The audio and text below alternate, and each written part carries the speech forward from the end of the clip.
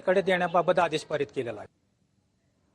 बातमी पुण्यामधनं। पुण्यातल्या वाहतूक कोंडीवर आणि वाढत्या प्रदूषणावर तोडगा काढण्यासाठी जिल्हा प्रशासन वेगळा निर्णय घेण्याच्या तयारीत आहे।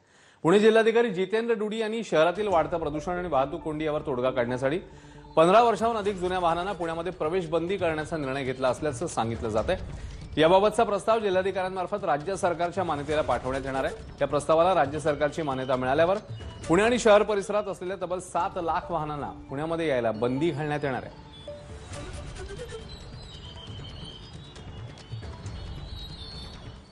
बोगस दिव्यांग प्रमाणपत्राच्या आधारावर नोकरी मिळवणाऱ्या शिक्षकांवर प्रशासनाकडून कारवाई करण्यात येणार आहे। राज्यातील 28 जिल्हा परिषदांमधील 6218 शिक्षकांच्या पडताळणीमध्ये 316 शिक्षक बनावट दिव्यांग प्रमाणपत्राआधारे नोकरीला लागल्याचं उघड झालंय। अजूनही 4500 दिव्यांग कर्मचाऱ्यांची पडताळणी बाकी आहे अशी माहिती आहे। आमदार हेमंत पाटील, कृपाल तुमानेंच्या प्रश्नाला मंत्री अतुल सावेंनी लेखी उत्तर दिलंय, त्यात ही माहिती समोर आली आहे। इकडे बीडमध्ये 12वी परीक्षेच्या पहिल्याच दिवशी कॉपीमुक्त अभियानाचा फज्जा उडालाय। तेव्हा शिक्षण विभागाने गुन्हे दाखल करून संबंधितांवर निलंबनाची कारवाई केली, पण त्यानंतरही 12वीच्या सगळ्याच पेपरमध्ये कॉपीचा प्रकार आढळून आलाय। आज झालेल्या बायोलॉजीच्या पेपरवेळी कॉपी पुरवण्याची अनोखी पद्धत समोर आली। एका लाकडाच्या काठीला आकडा करून पालक विद्यार्थ्यांना कॉपी पुरवत असल्याचं माझ्याच्या कॅमेरामध्ये टिपलं गेलं। तर दुसरीकडे परीक्षा केंद्राच्या चौबाजूला पालक आणि नातेवाईकांचा गराडा पाहायला मिळाला। परीक्षा केंद्रावर असलेली बैठी पथकं फक्त नावालाच असल्याचं दिसलं। काही ठिकाणी चक्क विद्यार्थ्यांसोबत बेंचवर बसून पालक त्यांना पेपर सोडवायला मदत करत होते। शिरूर तालुक्यातल्या परीक्षा केंद्रावरचा सगळा प्रकार समोर आला। सध्या 10वी आणि 12वीचे दोन्हीही पेपर सुरू आहे। मात्र बीड पॅटर्न नेमका कसा आहे हे आम्ही तुम्हाला लाईव्ह दृश्यामध्ये दाखवू शकतो।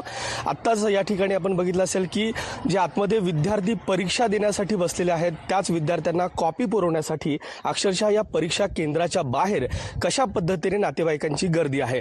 कारण की आपण ज्यावेळेस या ठिकाणी आलो होतो त्यावेळेस आपल्या याच एबीपी माझाच्या कॅमेरामध्ये लाईव्ह दृश्य जी आहेत ती टिपली गेलेली आहेत आणि आपण आल्याच्या नंतर हे नातेवाईकांनी असा पळ जो आहे तो देखील काढल्याचा आपल्याला पाहायला मिळते। हा संपूर्ण परिसर आपण पाहू शकतो की शिरूर तालुक्यातील जी काही शिक्षण केंद्र आहेत त्या ठिकाणी सध्या 10वी 12वीचे केंद्र आहेत आणि इथे सध्या पेपर जे आहेत ते देखील सुरू आहेत। या शाळेच्या चारही बाजूला पूर्णतः कॉपी पुरवण्यासाठी या ठिकाणचे जे नातेवाईक असतील विद्यार्थ्यांचे ते आपल्याला पाहायला मिळतात। इथे कुठल्याही प्रशासनाचा धाक आपल्याला पाहायला मिळत नाहीये। कॅमेरामन प्रमोद जोशीसह विकास माने, एबीपी माझा, बीड, शिरूर। 12वीच्या रसायनशास्त्राच्या पेपर फुटी प्रकरणी पोलिसांच्या तपासात अडथळा निर्माण होण्याची शक्यता आहे। अटक झालेल्या आरोपींपैकी काहींनी त्यांच्या मोबाईलमधला डेटा डिलीट केल्याची माहिती आहे। आता डेटा रिकव्हरीसाठी पोलीस तज्ज्ञांची मदत घेणार असल्याचं कळतंय। यासाठी मोबाईल सायबर आणि फॉरेन्सिक विभागाकडे पाठवले जाणार आहेत। त्यामुळे आरोपींनी प्रश्नपत्रिका आणखी कोणाकोणाला पाठवली आता डेटा रिकव्हर झाल्यावरच कळू शकेल। सुरुवातीला पोलिसांनी या प्रकरणी शिक्षक निशिकांत मुन यांच्यासह एका विद्यार्थ्याला अटक केली होती।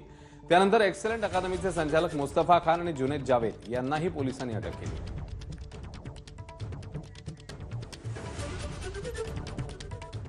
छत्रपती संभाजीनगरच्या सिलोड तालुक्यातील अंभई गावात 2 गटात झालेल्या वादातनं दगडफेक झाली। या प्रकरणी पोलिसांनी दोन्ही गटातल्या काही जणांविरोधात गुन्हा दाखल केलाय। सुरुवातीला बकऱ्यांच्या व्यवहारातनं झालेल्या राड्याला नंतर राजकीय स्वरूप प्राप्त झालं। या राड्याच्या वेळी जवळपास 500 ते 600